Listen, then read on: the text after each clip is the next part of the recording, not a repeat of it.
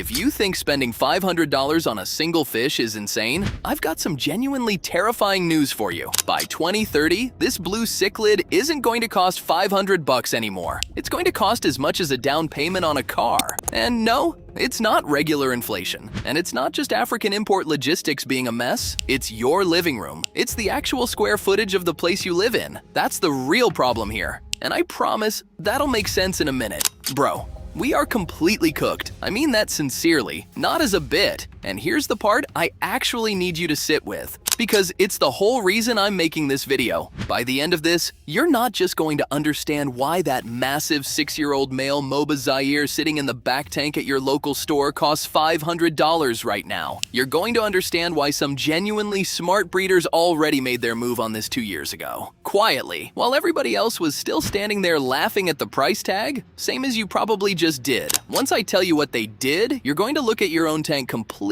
differently. I promise you that. Stick around for it. I'm also going to hand you the exact 3-second test that keeps you from getting scammed by a fake one, because as the real price climbs, so does the fraud. And you deserve to walk into that store knowing more than the teenager behind the counter. It gets worse before it gets interesting. So let's rewind, because history already tried to warn us about this once, and you're about to watch it happen again in real time, just with a different villain. Back in the late 90s and early 2000s, when the true Moba Zaire variant first showed up in the Western hobby, it didn't cost $500. It cost thousands. If you had a verified colony of wild-caught Zaire Frontosas back then, you weren't just some guy with a fish tank in his garage. You were basically royalty at your local aquarium club meetings, and people probably let you cut the line at the potluck. Why so expensive back then? Because absolutely nobody knew what they were doing yet, and the way the hobby figured that out is uglier than you'd think. Hang on to that thought for a second, because it's going to matter again in about 5 minutes. Just not for the reason you're expecting. People were treating a deep water species like it was just another shallow water Malawi cichlid, which, if you know anything about Malawi tanks, is already a pretty violent assumption to make. They dropped these things into bright, unshaded tanks, right next to aggressive mbuna that treated them like a punching bag with fins. They fed them cheap, carb-loaded goldfish flakes because that's what happened to be sitting on the shelf. They filled the tank straight from the tap, unstable pH, zero trace minerals, and called it good enough because the water was technically wet. The result was an absolute graveyard. Wild-caught Mobas were dropping dead from intestinal bloat within 3 days of arriving. Females were swallowing their own egg clutches in a full-blown panic because somebody had 10,000 lumen lights blasting straight into their eyes for 14 hours a day, like they were being interrogated for information they didn't have. Breeding success sat at basically 0, which meant the market stayed permanently starved. If one master breeder somehow managed to raise 5 juveniles to 2 inches without losing them, people bid on those 5 fish like it was an actual art auction at Sotheby's. It took 2 solid decades of dead fish, blown budgets, and hard-earned trial and error before the community finally cracked the code. And honestly, the secret turned out to be almost insultingly simple. Keep the lighting low, keep the water turnover aggressive, use deep sand, keep it cold and stable, and don't put anything stressful in there with them. That's it. That's the entire secret. 20 years of carnage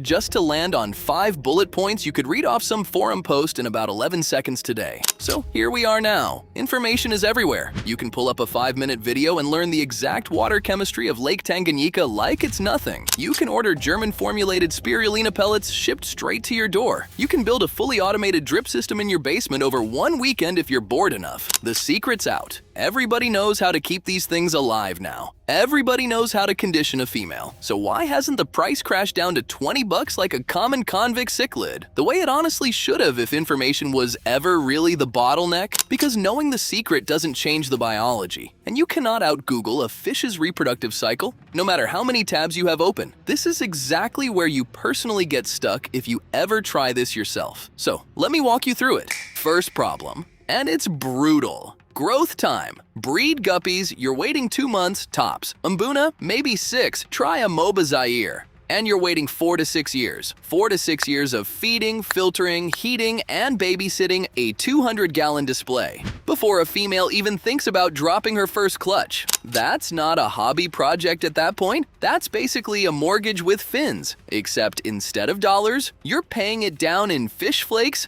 and existential patience. Second problem, when she finally does spawn, she's not dropping 300 eggs like some South American peacock base just going for pure volume. She's laying 10 to 20 eggs. That's the whole clutch. No more coming. And since these are maternal mouth brooders, mom is holding every single one of those eggs in her mouth for weeks straight. Which means if a dog barks too loud down your hallway, or you flip the living room light on too fast while she's holding, she panics and just swallows the entire $1,000 clutch in about half a second. Gone. All of it. You did everything right for 6 straight years and lost the whole payout because somebody rang your doorbell at the wrong moment. And then there's the third problem, and this is the part that sounds made up, but genuinely isn't. Getting wild stock in the first place is dangerous for actual human beings, not just the fish. Moba Zaire's live somewhere between 130 and 180 feet deep along the Congolese coast of Lake Tanganyika, a region that's dealt with real political instability, fuel shortages, and a genuinely rough time keeping basic infrastructure running.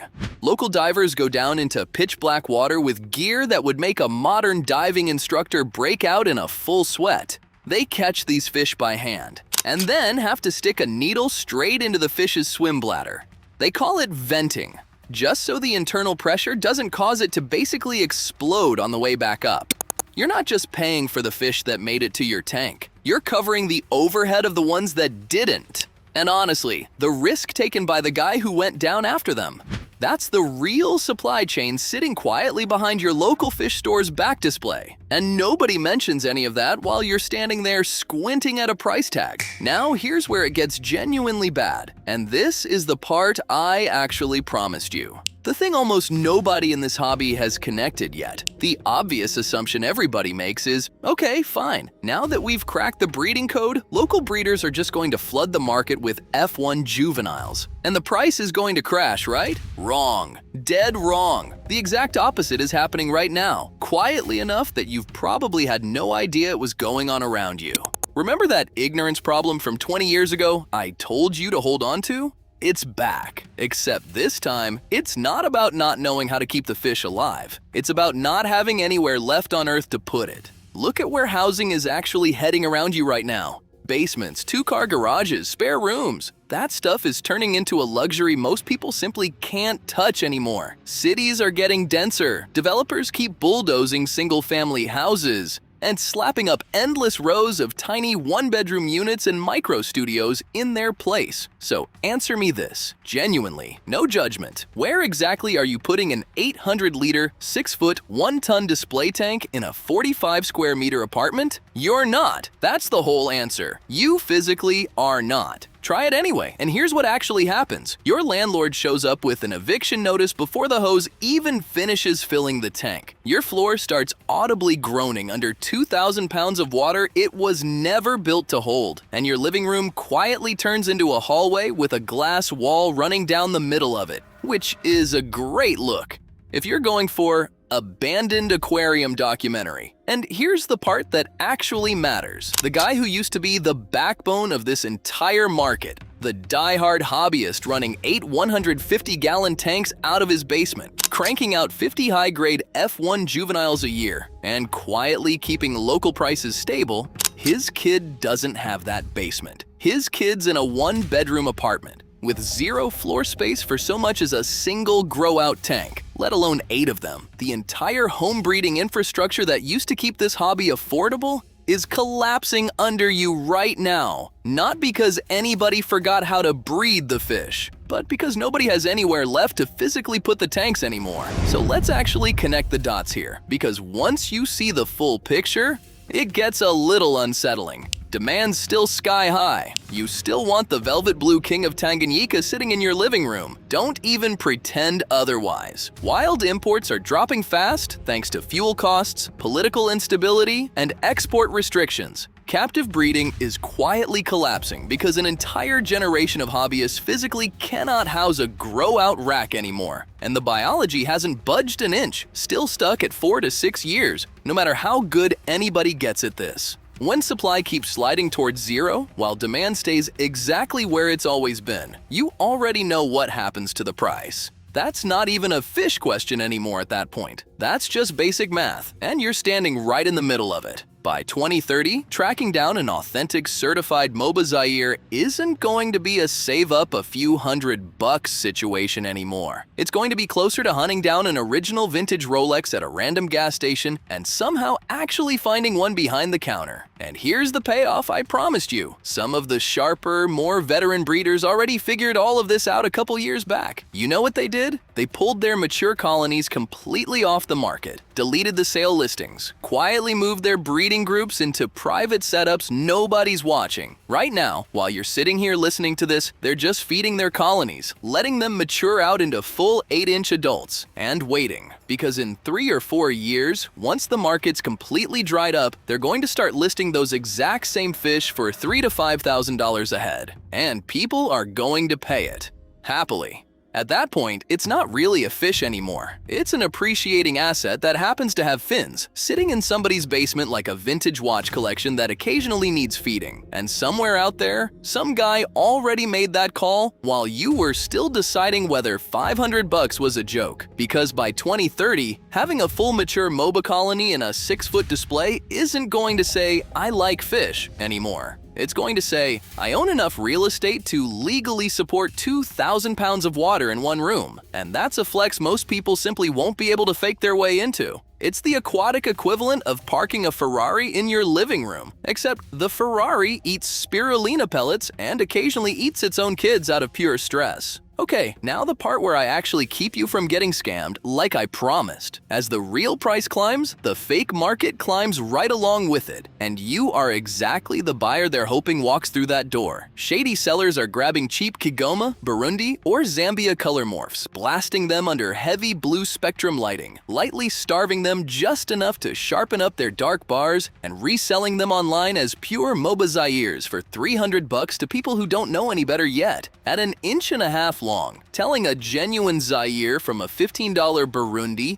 genuinely takes a trained eye, and most first-time buyers just don't have it, but you're about to. 3 things. Check them before you hand over a single dollar. First, the hood on the head. A real Moba Zaire doesn't just have some thin little vertical bar through the eye. It's got a thick, dark, almost triangular hood running across the top of the head, between the eyes, and down toward the upper lip. If that band cuts off short above the eye line, or looks washed out and faded, walk away. You're looking at a mid-grade hybrid or a Burundi wearing a costume. Second, the actual shade of blue. A standard Frontosa runs a lighter sky blue or whitish cyan tone. But a true Zaire carries this deep indigo, almost violet sheen that holds up even when the fish is just chilling and not trying to intimidate anybody. And third, just count the bars. A genuine Gibberosa, whether it's Moba, Kapampa, or Katoomba, runs exactly 6 vertical black bars, counting the eye bar. Count 7? Congratulations! You just paid Zaire prices for a 7-bar Kigoma, and somebody out there is having a genuinely great week off your money. So bring it back to you for a second. Look at your actual setup. Look at your real living space. Are you one of the lucky ones with a basement full of big tanks just waiting for a colony to fill it? Or are you out here negotiating with a landlord or a partner just to squeeze one 4-foot tank into a living room that's barely bigger than a closet? Tell me your apartment versus fish tank war stories down in the comments right now. I want the full disaster reports. And be honest, are you quietly hoarding a Moba colony right now like it's a crypto portfolio you're just waiting to cash out?